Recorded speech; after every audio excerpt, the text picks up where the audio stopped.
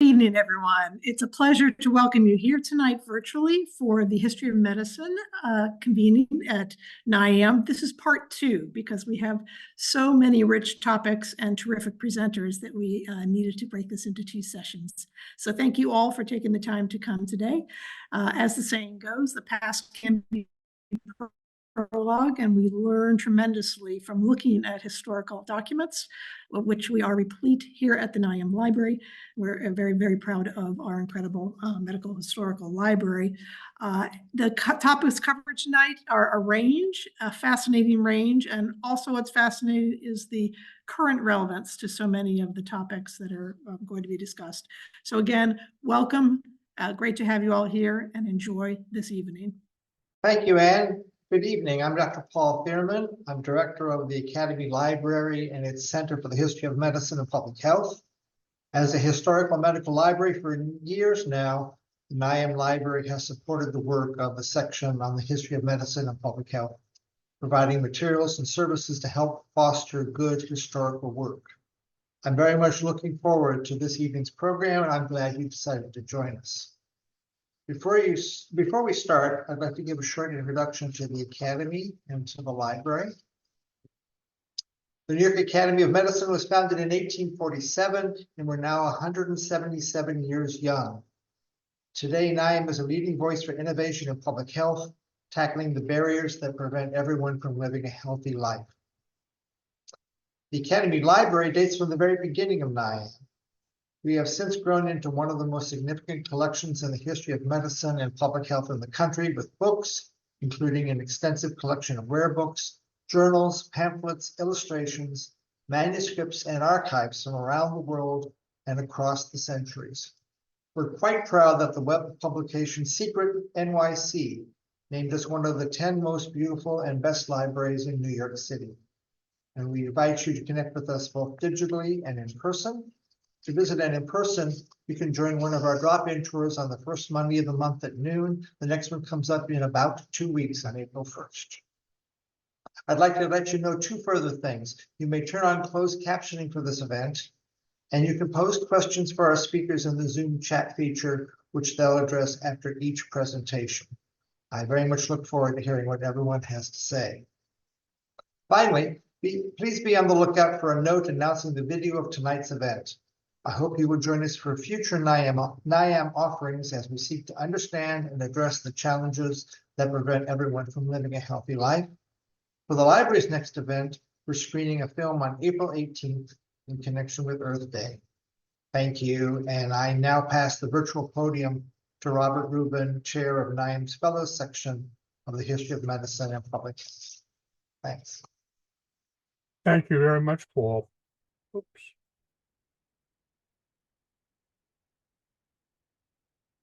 There we go. Paul, thank you very much.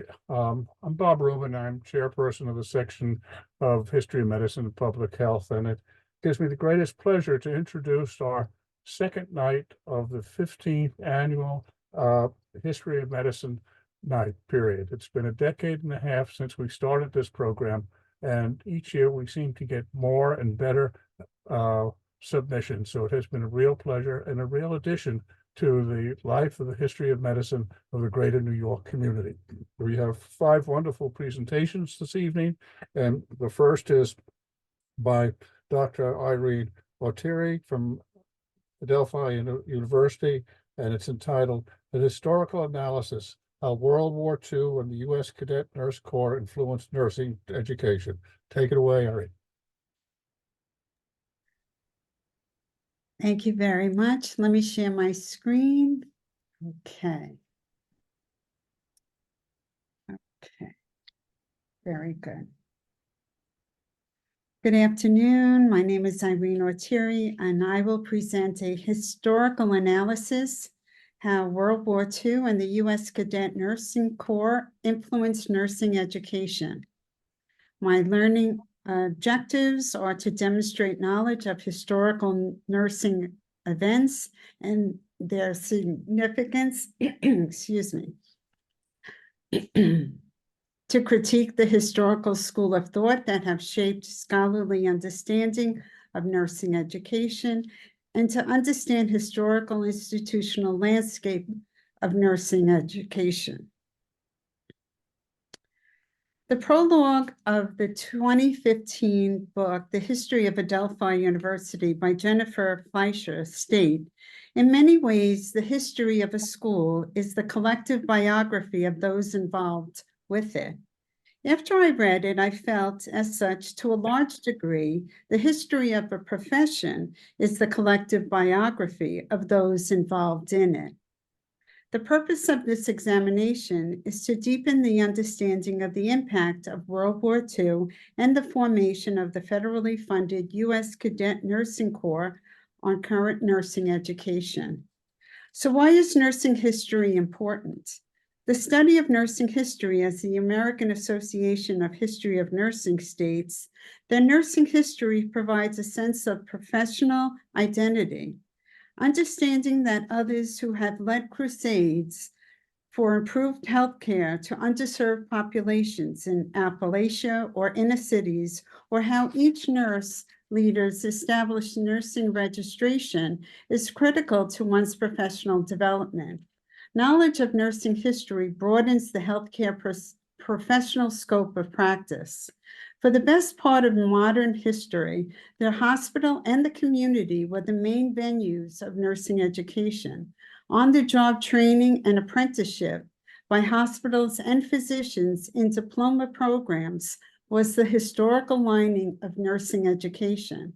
It was not until 1872 that formal training schools of nurses were established, administering a diploma upon graduation. The National League of Nursing first developed the first nursing curriculum in 1917.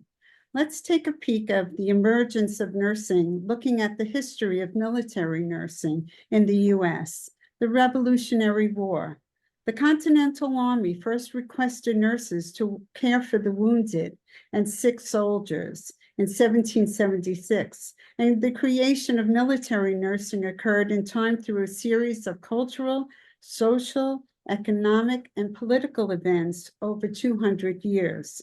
During the Revolutionary War, nursing was simple care using housekeeping duties, food preparation, and laundry.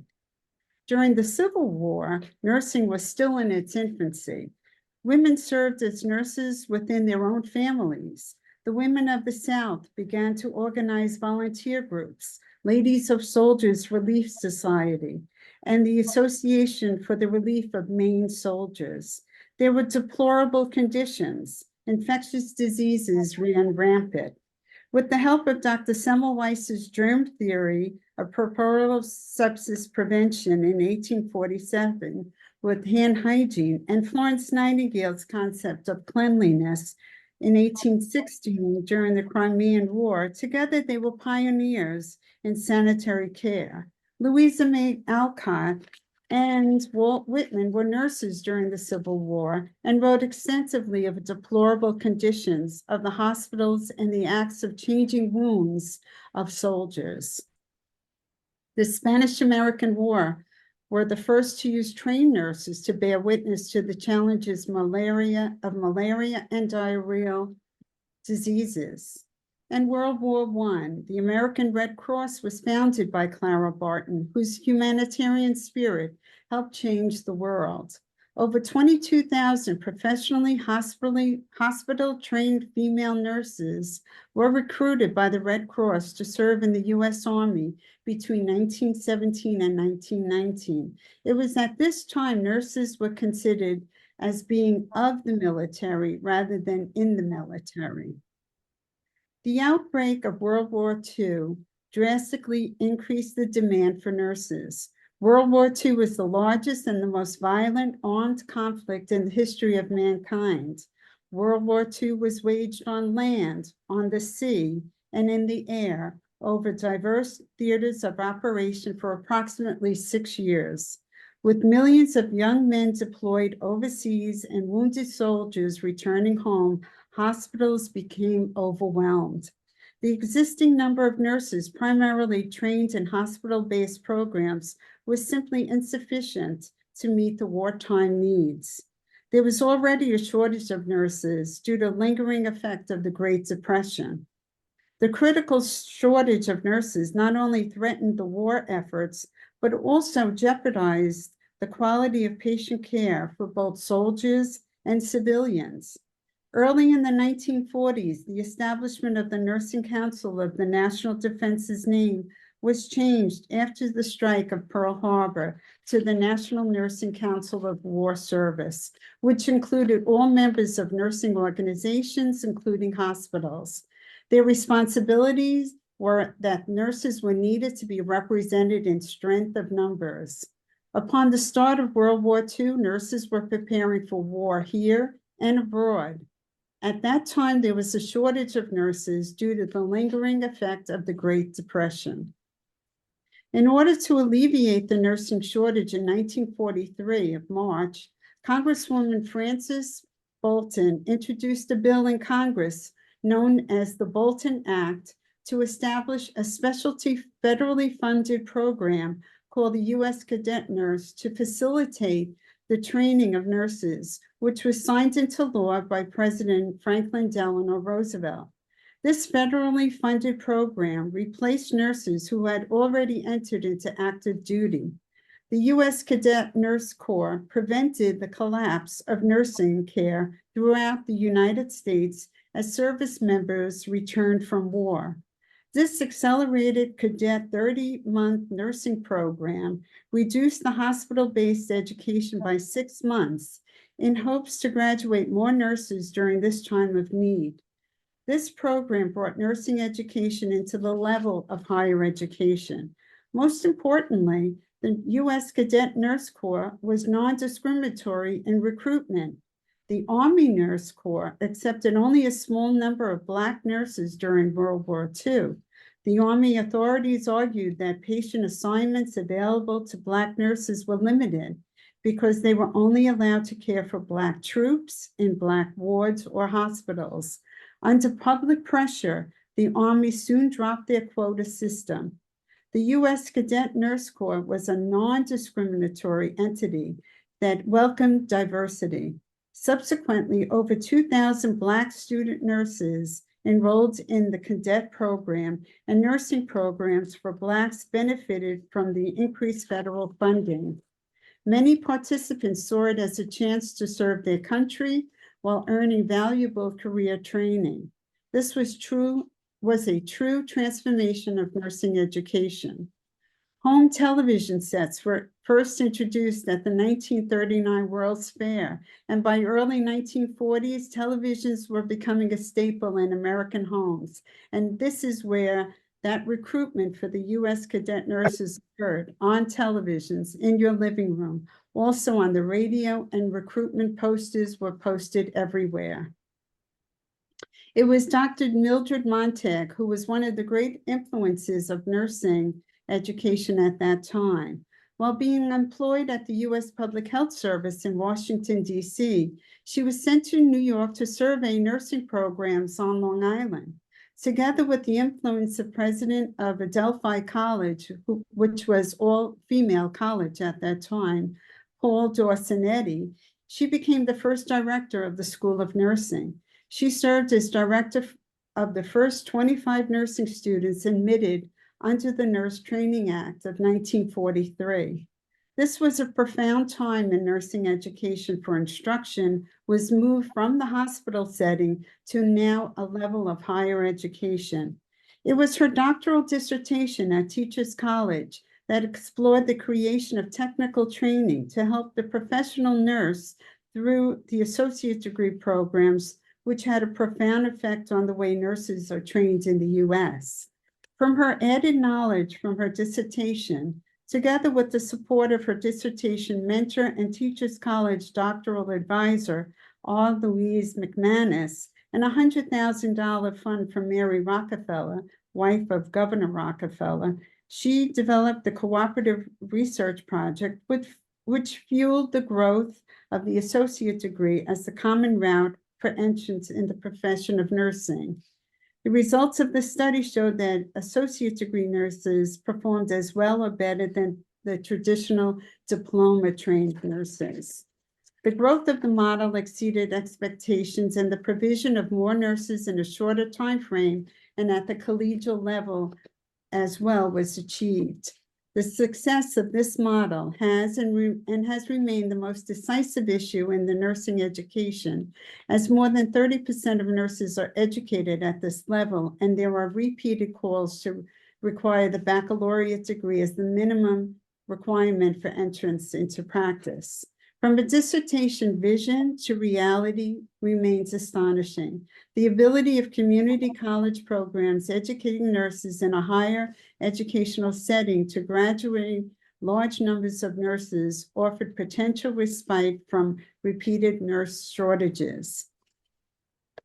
So what was the impact of the U.S. Cadet Nurse Corps? The Cadet Nurse Corps abandoned all objectionable systems of racial and gender segregation, opening up equal educational and professional employment opportunities for all nurses.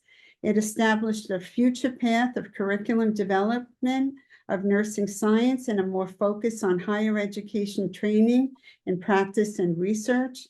And as the needs of 20th century patients became increasingly more complex, research studies indicated that being treated by nurses prepared at the baccalaureate level improved patient outcomes. And with the formation of the associate, bachelor's, and master's degree, nursing education continues to evolve as a challenging discourse of nursing entrance to practice. And the legacy of the nurse cadets. The U.S. Cadet Nurse Program had a profound and lasting legacy on American nursing education. The formation of the U.S. Cadet Nurse did professionalize the profession of nursing in setting of higher education and diversification of the student body. The program established the foundation of the educational structure of nursing education, leading to today's focus on nursing science, theory, and research. It successfully addressed the immediate wartime need for nurses by graduating over 120,000 nurses during its existence.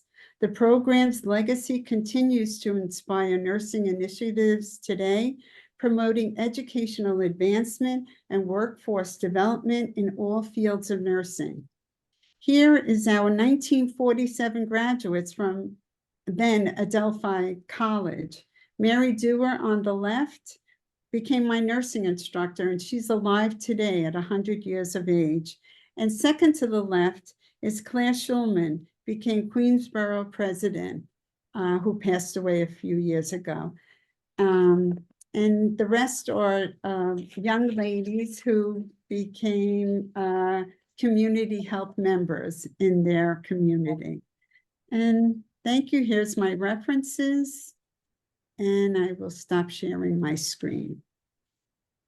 Thank you. Thank you very, very much. There are no questions in the chat. I would suggest one question.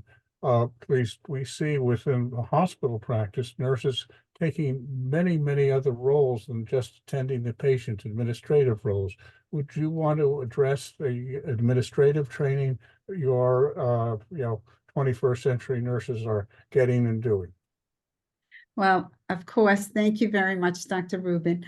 Hospital administrators used to be retired physicians and retired nurses, but now we have more and more MBAs and business people running the hospital, and money is a big issue. So nurses are taking more and more time away from the patient and more on the computer, just like doctors also. So that needs to be fixed. Well, thank you again. As we mentioned before, my wife had taught many years at Delphi, and it's an institution close to our hearts. Again, an extraordinary presentation, more than useful and highly informative. Thank you again. Thank you. Thank you very much. My pleasure. Our next presenter is Pascal Caparas and Ann DiMano. It's entitled Diphtheria Vaccination, Historical Success and Danger with a Waning Public Adherence. Please take it away, Pascal. Thank you very much. And I'm going to start sharing my screen. And there we go. Okay, go back. Actually, my opening slide is Here we go. Next slide. Okay, Dr. DeMeo and I want to thank the Academy for giving us the opportunity of presenting our work on diphtheria vaccination, its historical success, and danger with waning public adherence. Oops. Okay. No, that's not that's the conclusion. What's it going on? My slides are going backwards. Let me just go back again.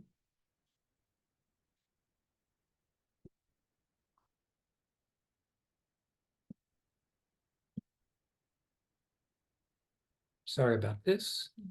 Share. Yeah, we're going to. There we go. I've got it. Sorry about there we go. Thank you again. Okay, sorry about the delay. Okay, this slide is important because we found that in January of 1860, the New York Academy of Medicine dedicated its entire meeting to the problem of diphtheria infections in the United States, and also specifically for the city of New York. Dr. Abraham Jacoby presented his data of 122 children that had diphtheria, and his information actually came from the Children's Department of the German Dispensary of the city of New York. And for those who are not familiar with the German dispensary, because of the disparity for medical care within certain groups in the city, German language people actually had a German dispensary open so that they could get access to medical care. So when he presented his cases, he only had 122 cases of diphtheria. By July of 1860, he had a total of 200 cases of diphtheria.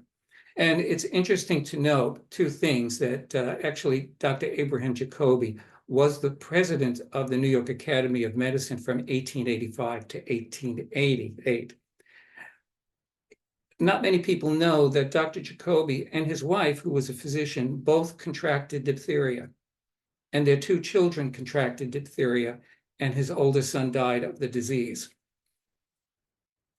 When we look at the data from the city of New York, and we have to remember the city of New York actually just constituted Manhattan and the Bronx, but it's important to look at this time interval between 1887 and 1894, that diphtheria had a case fatality of 38%. And when we go farther down into 1885 to 1902, the case fatality was still unacceptable at 14.6%. Now, many of the hospitals in New York City actually did not accept cases of diphtheria. And the Department of Health in 1888, I believe, opened the Willard Parker Hospital for communicable diseases. Patients with diphtheria, scarlet fever were admitted to this hospital. Now, there was a publication in 1925 which showed the diphtheria admissions at the William Parker Hospital. But I just wanted you to look at the third bullet, and you can see the majority of admissions were less than 10 years of age. Now, going to look at diphtheria in the whole United States, you can see the cases were tremendous. We had almost 200,000 cases reported each year in the 1920s. And diphtheria deaths actually were as high as 15,000 diphtheria deaths each year in that time interval. So many of the people did not want to have these diphtheria quarantine posters on their houses because they felt that they were really penalized in the United States for having diphtheria. But this was what was done in the United States to try and prevent the spread of diphtheria. Now, we had a major breakthrough as far as, I would say in 1923, when Dr. Gaston Raymond from the Pasteur Institute inactivated diphtheria toxin. This improved the vaccination process. And in 1926, Alexander Glenny, who also worked with with Dr. Ramon, used an adjuvant to boost the immune properties of the vaccine. And these two principles were important in establishing a vaccination process that started out worldwide. Now, in 1928, the Department of Health of New York City started an aggressive campaign. They wanted to get as many children as possible vaccinated for diphtheria. And the title actually is a quote from Ms. Hammond's book, Childhood, Its Deadly Scourge. But I just want to say that they wanted to have diphtheria sold in the same way as you do chewing gum or cigarettes. The New York Department of Health started an aggressive campaign. They had billboards in Times Square. They sent out leaflets with the electric bills and the and gas bills. Some of the leaflets today would be considered controversial because they actually said on some of the leaflets, if you don't get your child vaccinated for diphtheria, you are not a good mother. But the Department of Health also took the trucks that they used to clear snow, and they put refrigerators on these trucks, and they became health mobiles that toured New York City to help increase the vaccination in the population. Now, when you look at the overall deaths in the United States, you can see that the deaths really decreased within the United States to just about 1,100 in 1943. So you could see that the vaccination process did have an impact upon the diphtheria. And the CDC reported that between 1996 and 2018, there were only 14 cases of diphtheria reported. And in 2022, there were 0 cases reported from the World Health of the number of cases of diphtheria in the United States. Now, we're all aware of the CDC vaccination guidelines, both for children and for adults. But I just wanted to point out one thing, that we recommend that adults get their tetanus and diphtheria shots, their boosters, every 10 years. And most of us will say, I didn't get my tetanus shot, but we don't realize that we're getting tetanus as well as the diphtheria booster. So now I'm going to turn the rest of the presentation over to Dr. DeMeo. So I think we are all familiar with the pseudomembrane that you have when you contract diphtheria, but the bottom slides show the cutaneous manifestations of diphtheria. In January of this year, JAMA printed up 2 articles about vaccinations, and it said vaccination approaching a dangerous tipping point, and the CDC is warning of lower vaccination rates. And actually what happened is that the vaccination rates have dropped for the DPT, the MMR, the polio, and the varicella, to the point where the vaccination rate is now down to 93%. And what's also interesting is the exemption rate. In other words, people who are opting out of vaccination is up to 3%, which is up from 2%. And this is very worrisome because it means that we could sustain outbreaks of infections. And in fact, we have. 17 states are having measles outbreaks, and we know that that's occurring in New York and New Jersey. And we have a mumps outbreak in New Jersey, and we have a pertussis outbreak in New York. So the concern is, could we then sustain a diphtheria outbreak? This is a slide that shows you the exemptions. You can have a medical exemption, and it's by state, and that's in yellow. You can have a religious exemption, plus a medical exemption, and that's the light blue states. And you can have a religious, medical, and also a philosophical exemption. So every state has the possibility for exemptions. Now, the most common reason for why vaccine rates have dropped are twofold: parental vaccine hesitancy or disruption of healthcare. Now, parental vaccine hesitancy is probably the most common reason. And you have to realize parents do have legitimate concerns about vaccines. And It's probably because we realize we do vaccinate children a lot. It is very appropriate, and parents do have legitimate concerns. We do a lot of vaccines at one sitting, and parents are worried that could we be harming a child? Could there be long-term side effects? They understand that it's very important to vaccinate a child, but they're worried about the vehicle that the vaccine is put in. Does that harm the child? Could there be a side effect? Could there be long-term side effects? They also no longer have the confidence in the CDC that they used to. They're also concerned about big pharma. When you are vaccinating a child or even an adult, and these concerns come up, you need to address them. And if you need help doing that, you can get onto the AAP, the American Academy of Pediatrics website. They have very good toolkits that can help you address these concerns. It's also important when you are working with underserved communities that they have different issues and that may help or hurt a child or hinder a child from getting vaccinated. We're blessed in that we usually have finances that in case your insurance doesn't cover a vaccine, we can cover that.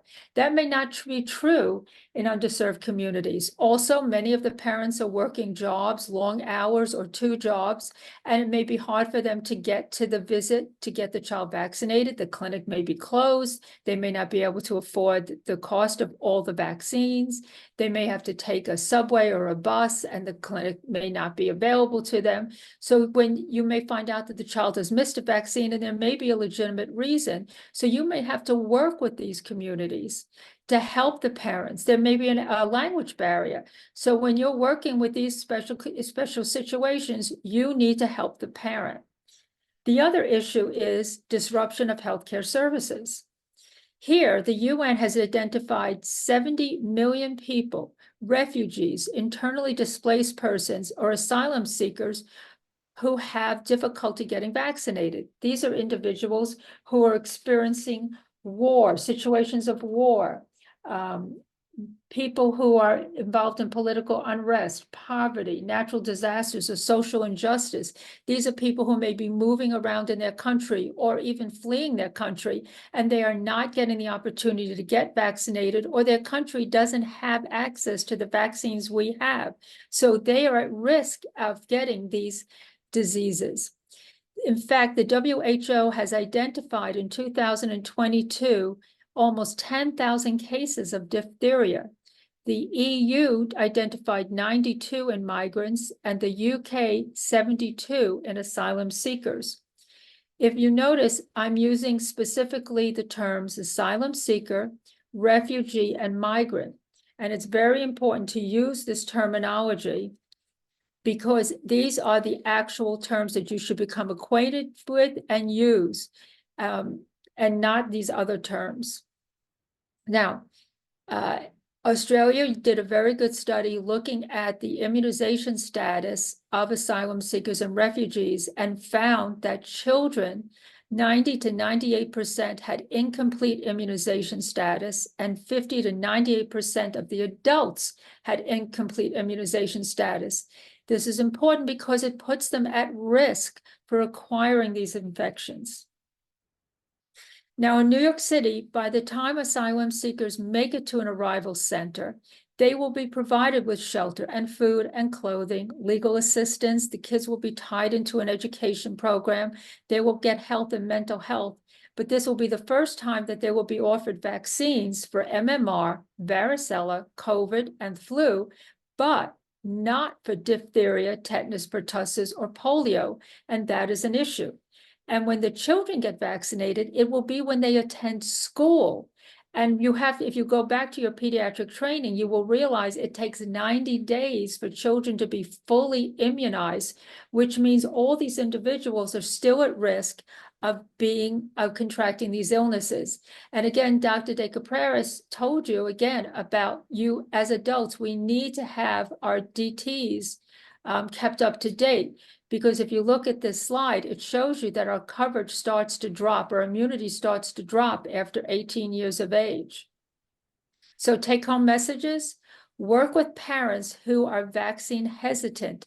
Go over to what it is that is scaring them from vaccinating their children. If you work with migrants, asylum seekers, and refugees, Start getting them vaccinated for all the vaccines.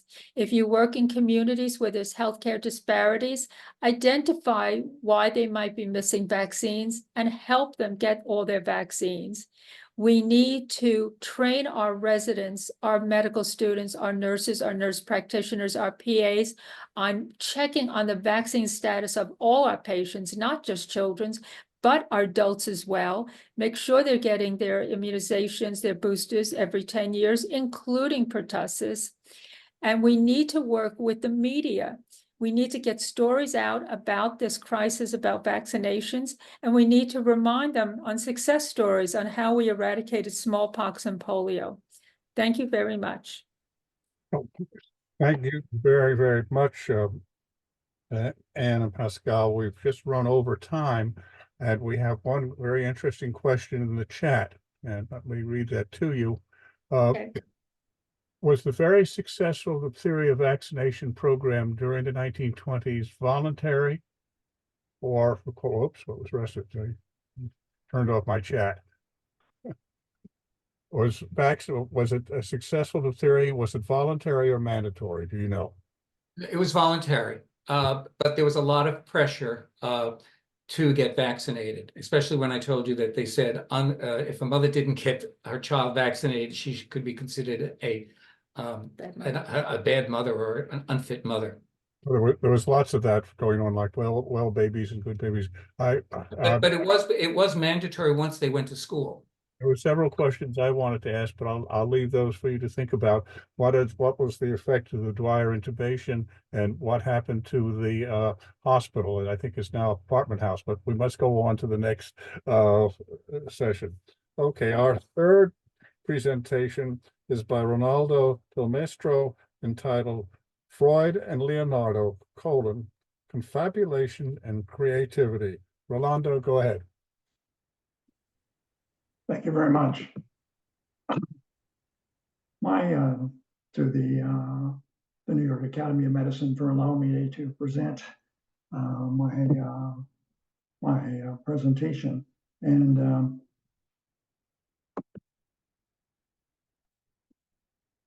my objectives today are to outline the origins of Freud's 1910 volume on Leonardo da Vinci, to profile the reasons why Freud utilized an error to support his conclusions, and to explore how this error was used by Freud and his followers to promote his theories on the origin of creativity. Freud had an interesting obsession with Leonardo. As early as 1898, a letter to Fleece, he mentions Leonardo, no love affairs, his is known, is perhaps the most famous left-handed person. Can you use him? In a letter to Jung in 1909, Freud comments, "We must conquer the whole field of mythology." Your slides are not on. I have to do share screen. Are they on now? No.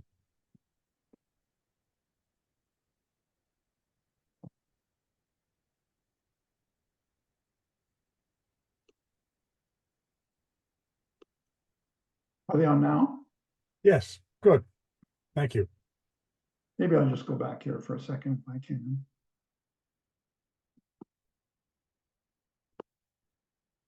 Just going at it again, just outline the origin of Freud's 1910 volume on Leonardo da Vinci, profile the reasons why Freud utilized this error to support his conclusions.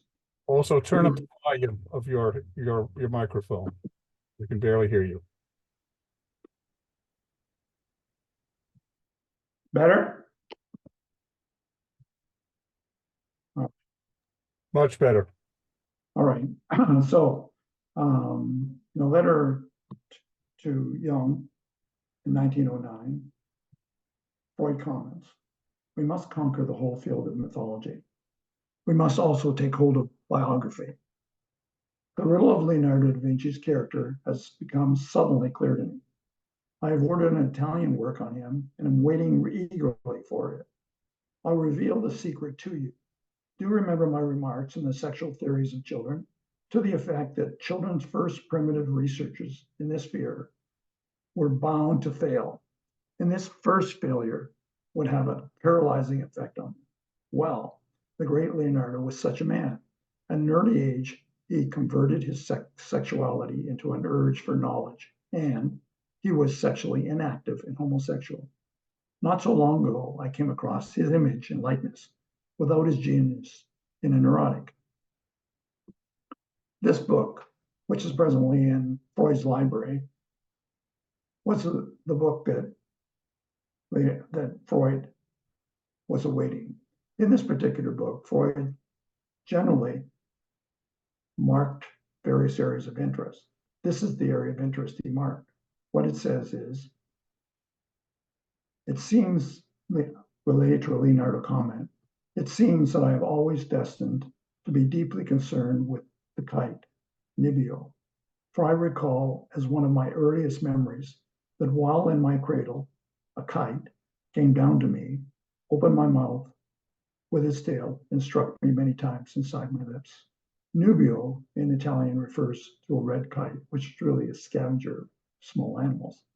This particular comment was in one of Leonardo's pages in which he was working on the flight of birds and understanding how birds flew.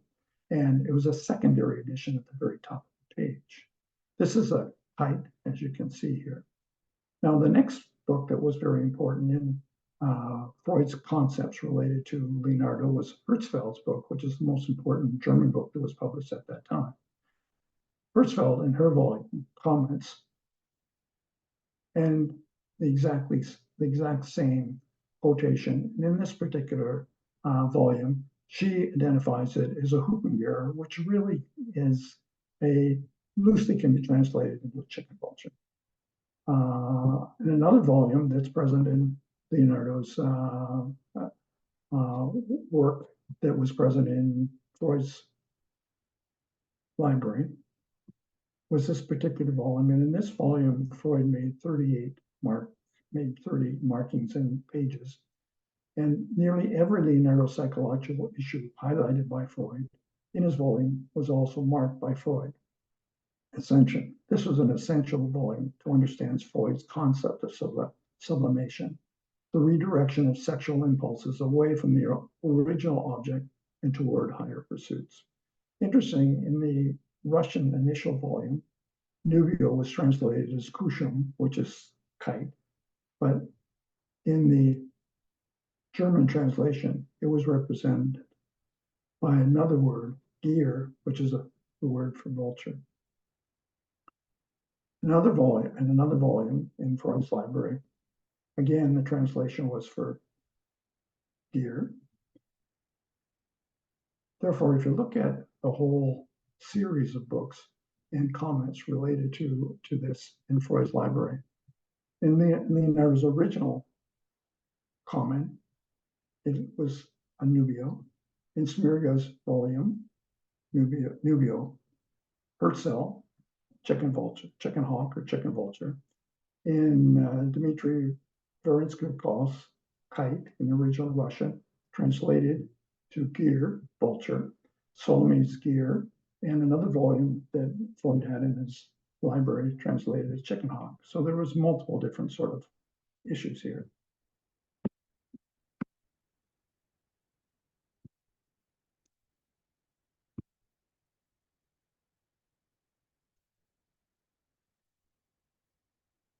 So there's an end to the obsession, however, related to Leonardo's comments related to Freud. And this relates to the fact that what basically happened was that Freud gave a lecture in 1909 related to his volume related to Leonardo. And what he basically did at that particular time period, in the minutes of the Vienna Psychoanalytic Society, what basically occurred was that Freud initially almost quoted Herzfeld's book, word for word, and used the word for chicken vulture. Later on in his particular discussion, he used the word for vulture. In a letter written to Freud, written to Jung right after this, what basically occurs is that Freud writes, yesterday, I tried my Leonardo da Vinci paper on the society. I am dissatisfied with it, but now I can hope for a little peace from my obsession. So what was Freud's argument concerning concept of vulture? Well, in ancient Greek and Roman authors, the vulture was a symbol of motherhood because only female vultures were believed to exist. There were no males of the species. Female vultures were impregnated by the wind. Freud's conclusion, Leonardo had access to Greek and Roman authors. He knew about the vulture concept, and therefore he transformed the memory in his mind into a fantasy. Indeed, Leonardo was a vulture child. He had a mother, but no father. Leonardo identified himself as the child of Christ. Leonardo's illegitimate birth is in harmony with his vulture fantasy. Since Leonardo was attached to his mother, which he can not have sexually, he sublimated these desires into innovation and artistic creation. It was through this erotic relationship with his mother that Leonardo became homosexual. That's basically Freud's argument. So basically, when Freud produced his volume in May of 1910, you can see on the left here that he quotes the exact comment that was present in the Italian volume, and he uses the word gear, although it's clear that the word nubio was present in the Italian volume. This is the 1910 edition, the first edition of Freud's volume. And as you can see here, there's a volume published in 1910, 1919, 1923, etc. It had a very immediate effect. This is a Russian 1911 volume, another Leningrad 1911 volume. Multiple editions of this particular volume were translated by many different individuals in almost all languages. This is how it looks when you open the first page. And almost right away, Jung writes back to Freud concerning this. He writes, Leonardo is wonderful. Pfister tells me he has seen the vulture in the picture. I saw one too, but it is a different place, the beak precisely in the pubic area. So this was Pfister's volume article that was associated with the identification of this picture puzzle, the vulture. As you can see here, this is the actual original picture. This is what Pfister felt was the vulture. This is what Leonardo's original picture actually looks like. Related to Jung's vulture, you can basically see it in a corner here as a representation of a penis. And what Freud writing right back, identified your vulture only today and doubtfully under the influence of your letter, but it's not as neat and beyond doubt as Pfister's. This is the second edition in 1919, and all this new information is incorporated into the volume. However, this particular error was identified in January of 1923 by Eric McClellan in the Burlington Magazine for Connoisseurs. Basically, what he says here is that, and any impartial reader will admit that he makes the vulture the main basis of his argument. But Leonardo never mentions a vulture at all. He tells a story of a kite, Nebio, and the Italian text is actually printed by Dr. Freud, though none of his admirers seems to have taken trouble to read it.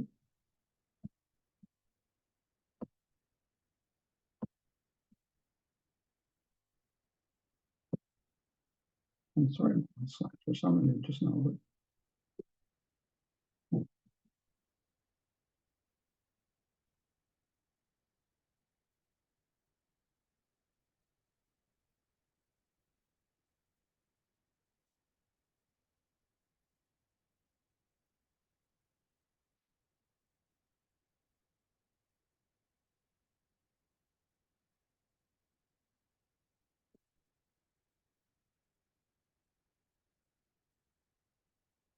So the cover-up letters. Basically what occurs here is that in May of 1952. You're running out of time, so if you want to hurry up and All I'll just basically say here is that there are many individuals after Freud who basically argued that other individuals had made the mistake, not indeed Freud. So my conclusions would be Freud decided to use the German translation of Leonardo's quote, "The mistakenly rendered nubile" as vulture, although he knew that the word hobier had been used in Helsler's volume since he marked the quote. Freud spent almost every summer in Italy and had a reasonable command of the language, easy to ask any Italian what a nubile was. Before publication of the third edition, the information was published that there was an error, and Freud never revised third edition or any other editions in his lifetime. And the error was never acknowledged by Freud or any of his psychoanalyst friends during his lifetime.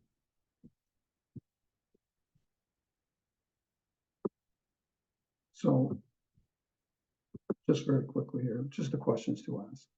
Did Freud confabulate or misrepresent the truth? Confabulation differs from other forms of falsehood. Confabulators have no reason to tell a lie and don't realize that they are not telling the truth. Their brains simply fill in the missing spots, false information. Maybe Freud decided to use the word gear and fill in all of this. Why did Freud not modify his volume after the mistake had been printed in 1923? In the letter, Freud comments that this volume was the most beautiful thing that he had ever written. It's very difficult to modify a beautiful thing. Why do his followers continue to find that others and not Freud were responsible for the mistake? In the letter to Ernest Jones and James Stackley, basically the comment was made that it's very difficult to tamper with the Holy Scriptures. Just one more comment. Thank you very much. And I'll just leave it with this. The greatest deception men suffer is from their own opinions. Thank you very much. thank you very, very much. This is a fascinating thing, but we're running a little bit over time because of the technical thing, so I think we must move on. Well, hold on, there was a question here in the here's questions. It says Freud also said that Dostoevsky's epilepsy was hysterical without any evidence. Do you think sometimes Freud goes a little bit too far? Yes or no? Yes. Good. Then beautiful, but we need more time. I'm just sorry we only have limited time. So now we will go on to our next presentation by Dr. Michael Emmett. It's called Correcting History, Donald Selden at Dachau. Michael, it's all yours. Thank you. You see my slides? Yes, sir. So Good. they are. So thanks for inviting me to give this talk. This is correcting history. And first, a couple words about Donald Selden. He was an incredible medical leader. Here you see him arriving in Dallas in 1951 at age 30. He had been recruited by Charlie Burnett, the chief of medicine. And when Selden and his wife and daughter arrived, they found that Southwestern Medical School was a series of wooden shacks left over from World War II, Army shacks. Within 6 months, Burnett had left, and Selden was the only full-time member of the Department of Medicine. And he was going to return to New Haven and Yale, but they convinced him to stay, and he became the chief of medicine and the only full-time member of the department, and stayed for he was chief of medicine for 36 years. And he changed these wooden shacks into a world-class medical center, UT Southwestern. Gene Braunwald said, quote, "There were two giants of modern medicine. The first was Sir William Osler, a great physician and keen observer, and an extraordinary teacher who created Johns Hopkins. I think a person who was his equal in terms of impact would be Donald Selden." He also said Selden was the most influential and respected academic physician of his era. Selden trained a generation of medical leaders, many Nobel laureates, members of the Department of the National Academy of Medicine, deans and department chairmen. Here's Selden in 1946, while he's still a Yale medical student, and he's been inducted into the Army as a captain. And then after the abbreviated 999 residency training, the Army appointed him to the 98th General Hospital in Munich, Germany, where he quickly reorganized the hospital laboratory and was soon the assistant chief of medicine. Now, while he was in Munich as the assistant chief of medicine, he was called by the U.S. Army to be an expert witness in a trial, an expert witness at a Dachau trial of a Nazi physician who had participated in murderous human experimentation, largely related to the prevention and treatment of malaria. Dr. Selden died in 2018 at age 97, and in his many obituaries, and there were in the New York Times and the Lancet and the New England Journal, there were many obituaries. Repeatedly, this event in his life at Dachau, where he was an expert witness, was a clearly seminal event. And he described the trial and said that the physician had been appropriately convicted and sentenced and was sentenced to death. And in other talks, he talked about the fact he was executed. Now, Selden was very proud of his memory, and he would often quote long poems, especially by Yeats. But he said that with the passage of time, he had forgotten many of the details of the Dachau trial experience.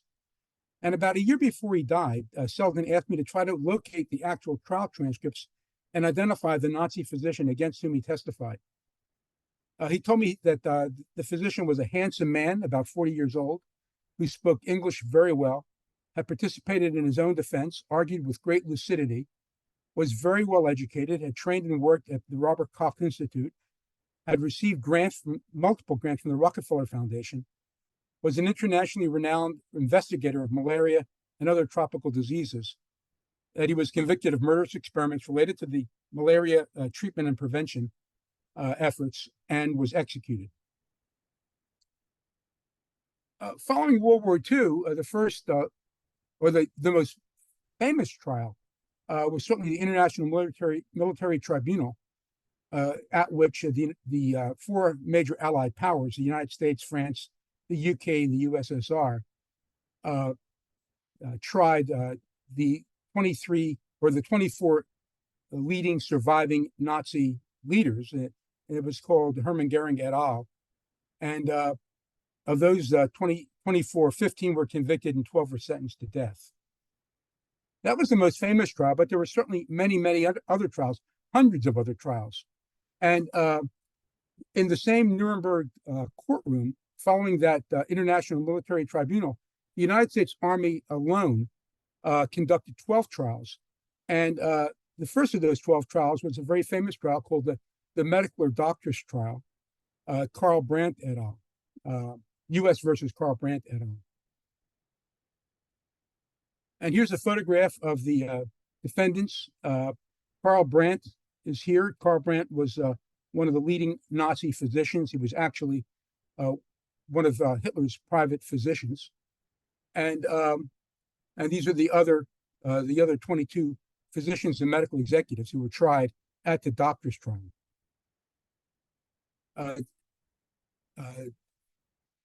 7 of those physicians were convicted and executed. 7 others received prison sentences of varying terms, and the others were exonerated. Now, one major result of that Nuremberg doctor's trial was the Nuremberg Code, which are 10 points defining permissible medical experiments, and a code that we still refer to and use today. But that International Military Tribunal and the Nuremberg trial were just 2 of many, many other trials. As I mentioned, there were 11 other USA-only trials in Nuremberg. And then there were hundreds of other trials in each of the regions of Germany and Austria, which the Allies occupied. And in the United States zone, the Dachau trials were the largest group of trials. And here's a picture of the courtroom at the former Dachau concentration camp. And the Dachau trials went on from August of 1945 through December of 47, July of 45 through December 47. And this was a series of non-jury trials. Proof of innocence burdens was on the defense. The verdicts were determined by a panel of 7 military officers, and 1,672 alleged German war criminals were trialed in 489 separate proceedings. And of those, 1,416 were convicted. There were 297 death sentences, but most were commuted. Now, the first large trial at Dachau was the United States versus Martin Gottfried Weiss. He was the commandant of Dachau, and 39 other defendants. And they're shown here in this picture, and 36 of these defendants received a death sentence, and 28 were actually executed. Now, one of those defendants was Klaus Carl Schilling. And I thought for sure that Schilling was the individual that Selden had described. He was an internationally renowned investigator of tropical diseases and malaria. He trained at the Robert Koch Institute, actually was a student of Robert Koch. He had done many malaria experiments before World War II. He was a professor at the University of Munich. He was a member of the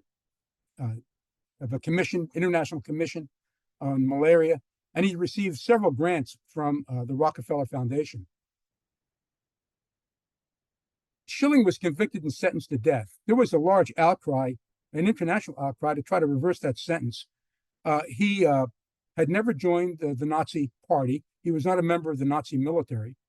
And although he had done experiments on over 1,000 inmates at Dachau, his experiments weren't nearly as nefarious as many of the other experiments that you're well aware of that occurred at the Dachau concentration camp. Nonetheless, he was hung on May 28, 1946.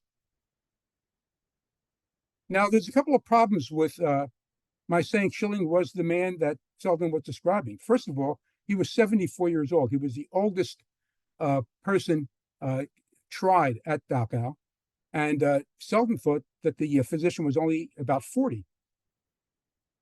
But even more importantly, Schilling was executed or hung on May 28, 46, and Selden didn't arrive in Germany until July of 46. So there's no way that Selden could have testified at his trial. So who was the physician Selden was describing?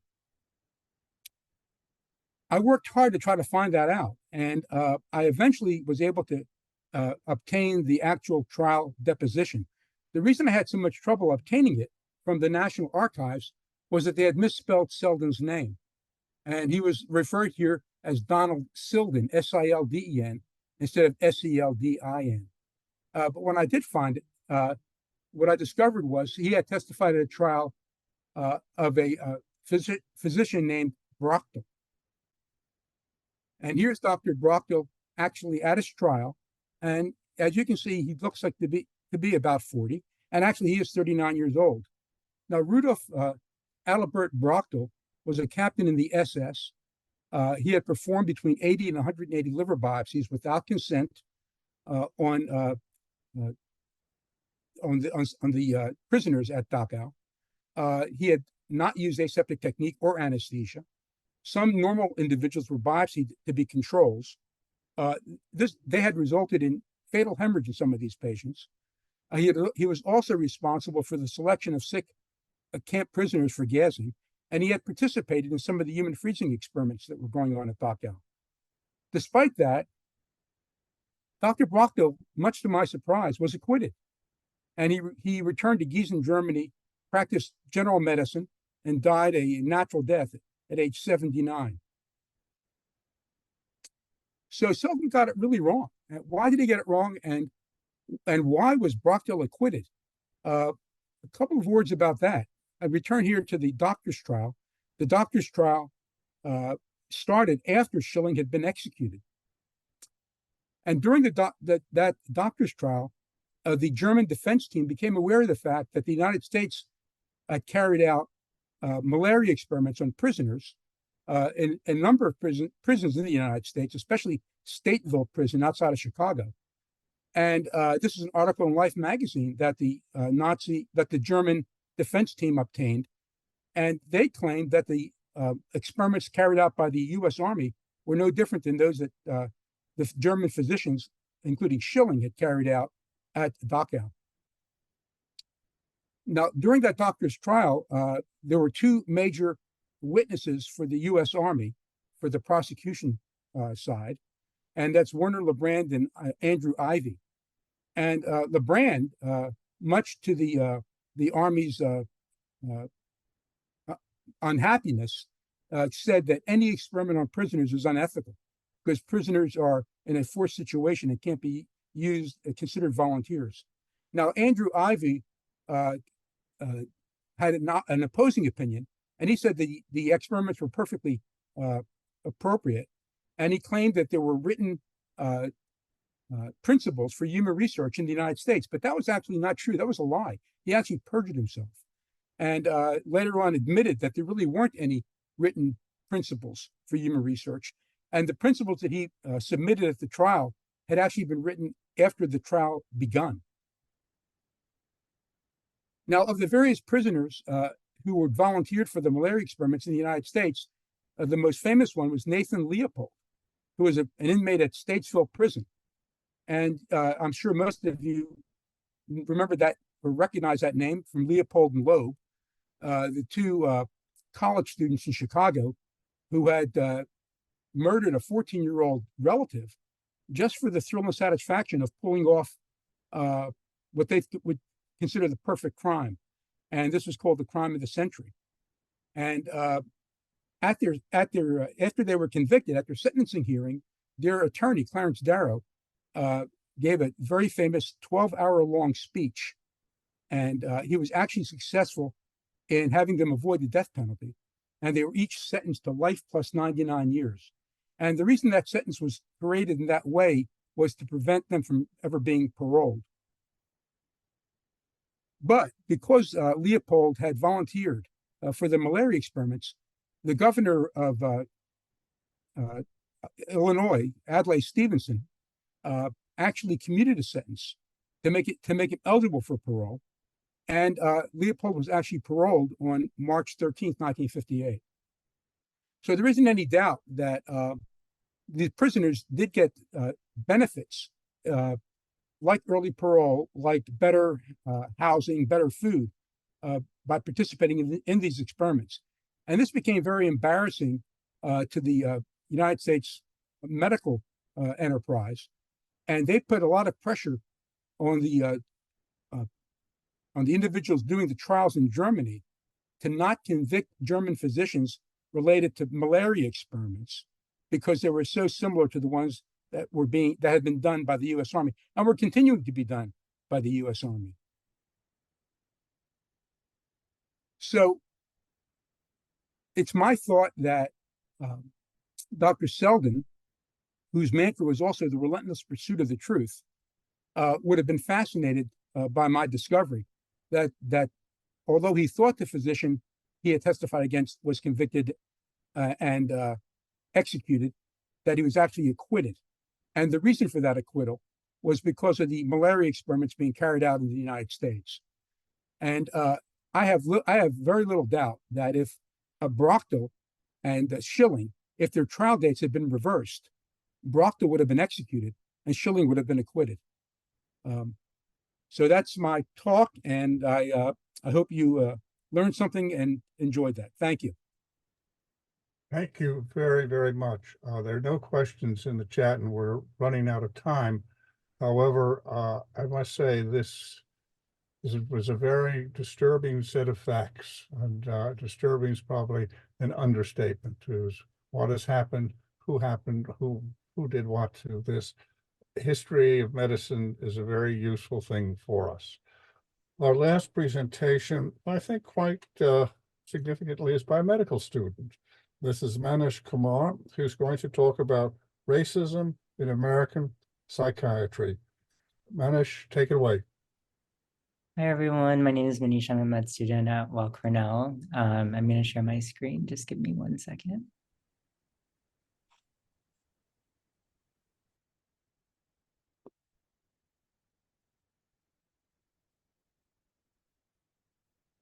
All right. Okay, so today I'm going to be talking about racism in American psychiatry through the lens of a comparative history of 2 asylums in North Carolina for people with mental illness.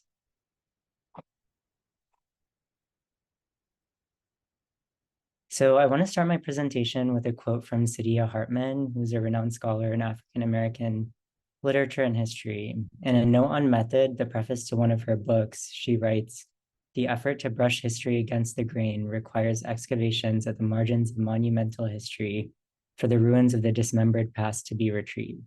Broadly speaking, a lot of the presentation that you're going to hear from me is a representation of this quote. We find in history that it's very hard and oftentimes impossible to disentangle, the history of the country itself from the cis white heteropatriarchy that has for so long controlled the dominant historical narrative. So a lot of the archival records I'm going to present to you are going to come from people who held political power and control at the time. So I really encourage you to deeply interrogate both the explicit and implicit meanings behind what you see and hear from me. And I'd like you to think about and reflect on how certain words and sentences may differ from the lived experiences of people who are marginalized at the time. I also want to acknowledge that I might use language in this presentation that is reflective of the way that individuals with mental health were described at the time and not as much now. Just know that that is not intentional, just purely to share and stick true to like the archival research or the archive. So our discussion on the racialization of mental health in North Carolina is going to begin with Dorothea Dix, who many of y'all might know, a historical figure who's been associated with championing the rights of those with mental illness. In 1848, Dix presented her memorial soliciting a state hospital for the protection and cure of the insane to the North Carolina General Assembly. She started her petition by describing her purpose, coming as, quote, "the friend of those who are deserted, oppressed, and desolate." Dix continued her petition by presenting both moral and economic cases for the construction of a hospital for those with mental illness in North Carolina. But I really want to interrogate who the people are that Dix is referring to in her petition.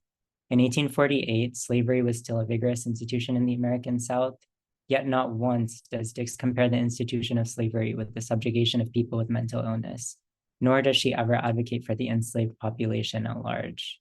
In fact, in her history of advocating for mental health, Dix ignored discussions on slavery and used her permissive stance on the issue to gain audience with those with legislative authority. In her lifetime, Dix was actually known to hold close relationships to slaveholders.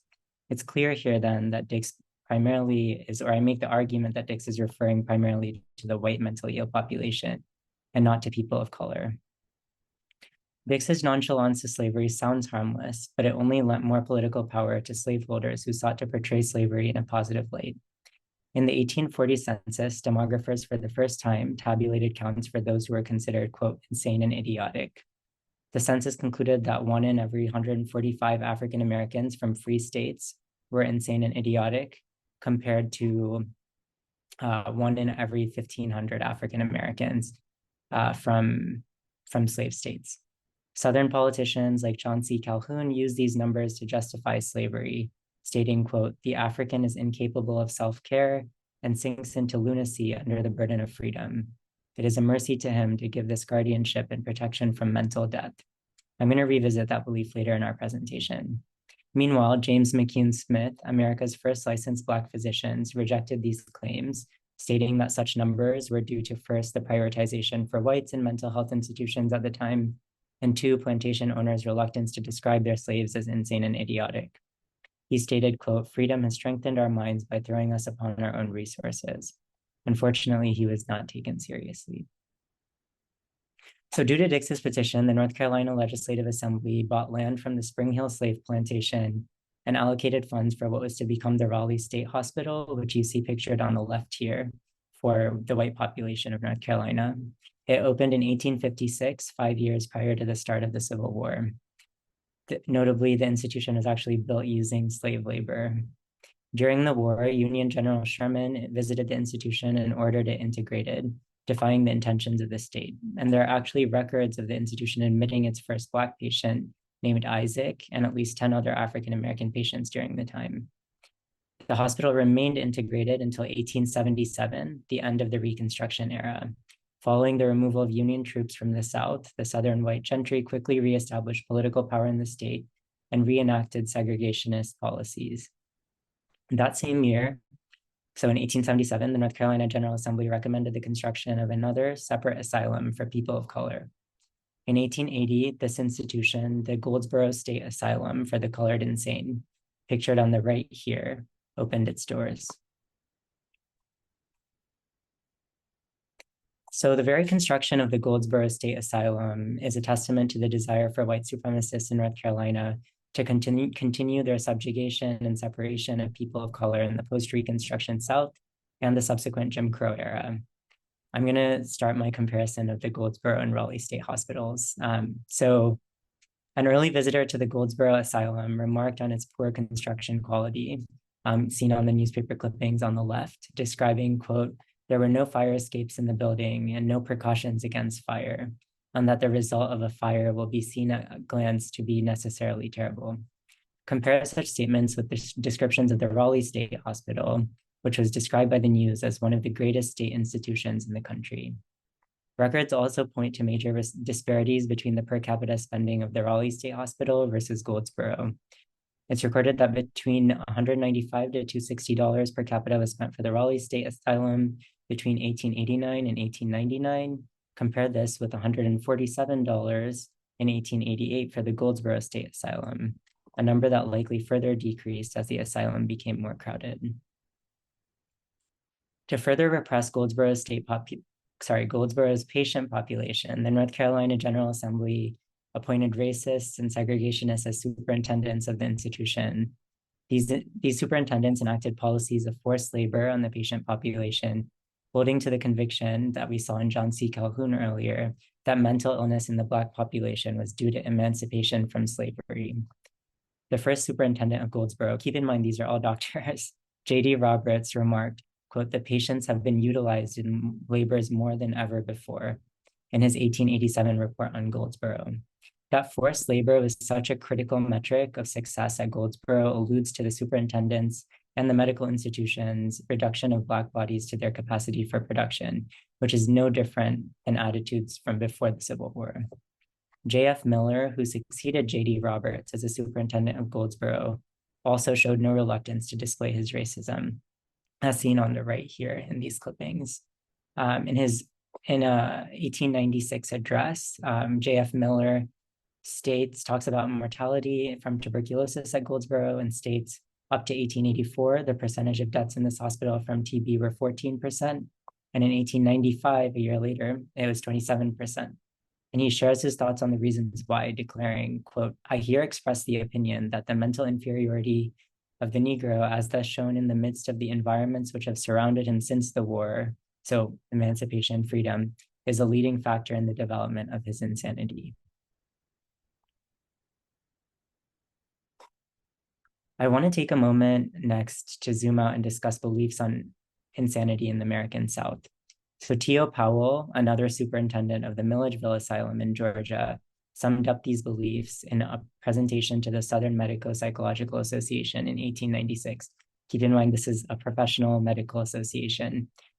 Powell starts his presentation by describing insanity in the white population, which he attributes to causes other than a great increase in the malady, insanity itself.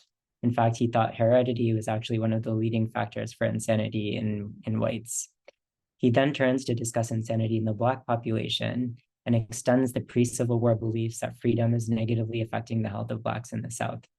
He proclaims, quote, "Freedom removed all hygienic restraints and they were no longer obedient to the inexorable laws of health, plunging into all sorts of excesses and vices," and concludes, quote, "The cause of insanity and other diseases with them, Black people now, from which they were exempt in slavery, is the removal of healthful restraints that formerly surrounded them." So these beliefs reflect the accepted nature of racism in medical institutions and mental health asylums across the South. They likely translated to the physical treatment of people of color in these institutions. There's actually material evidence that points to differences in treatment at Goldsboro versus the Raleigh State Hospital. Again, keep in mind the Raleigh State Hospital is for the white population, Goldsboro for people of color. So in 1904, the superintendents of the Raleigh and Goldsboro State Hospitals are asked to provide reports on their management of the asylum. Mortality records from the Raleigh State Hospital note 57 deaths from 1902 to 1904 out of a total of 725 patients, whereas in Goldsboro, the statistic is 120 deaths out of a total of 754 patients. So using that data, the mortality rate during the same period in Goldsboro was nearly 100% or 2 times greater than that of the Raleigh State Hospital, despite both carrying a similar number of patients. The mistreatment of people of color in North Carolina's mental institutions is also corroborated by recovery statistics. The rate of recovery in the Raleigh State Hospital from 1902 to 1904 was 23% versus 11.8% in the Goldsboro State Hospital. I know I don't have too much time, so I won't go into the reasons why, but a lot of the reasons behind the disparate recovery statistics may have been tied to the desire to keep people of color confined and under control in these like mental health institutions. So up to now, I've mostly focused on archival research that has discussed like statistics on recovery and mortality in these asylums and attitudes of superintendents. I want to go next towards discussing the lived experience of an individual who was falsely imprisoned at Goldsboro, a man by the name of Junius Wilson, as described in his biography, the book Unspeakable. At Goldsboro, Mr. Wilson was labeled as, quote, criminally insane, mentally deficient, sexually perverted, and sexually promiscuous. Despite prior reports that had mentioned Wilson showed no signs of mental imbecility or idiocy. Over his 30-year stay, he was involuntarily castrated, forced to work on the Goldsboro State Farm, and later confined to a locked ward. In 1970, a treatment team found that the charges against him had actually been dropped, and that Mr. Wilson displayed no evidence of a mental disorder. Yet, he continued to remain institutionalized until 1992. We can think about, a lot of the reasons why this may have occurred, but a key thing to recognize here is that Mr. Wilson was both Black and deaf, which likely contributed to his inability to advocate for himself and the way that he was treated by the state, which decided to criminalize him. And of note, Mr. Wilson's castration is actually reflective of North Carolina's forced sterilization program of people of color with mental illness. So from 1929 to 1973, the state forcibly castrated about 7,600 people they deemed mentally ill. Over the course of the program, Black people comprised about 40% of those sterilized, despite only comprising a quarter of North Carolina's population at that time. So Mr. Wilson's experiences at the Goldsboro State Hospital and North Carolina's forced sterilization program serve as a prelude to the disparate and sometimes false imprisonment of people of color with mental illness in the prison industrial complex, which arose partially as a proxy in response to the popularity of the asylum system. Today, only 1 in 3 African Americans who need mental health services receives them. For those who do receive services, the quality of care and level of cultural competency is less than in whites. At the same time, BIPOC with mental illness are disproportionately represented in the prison industrial complex.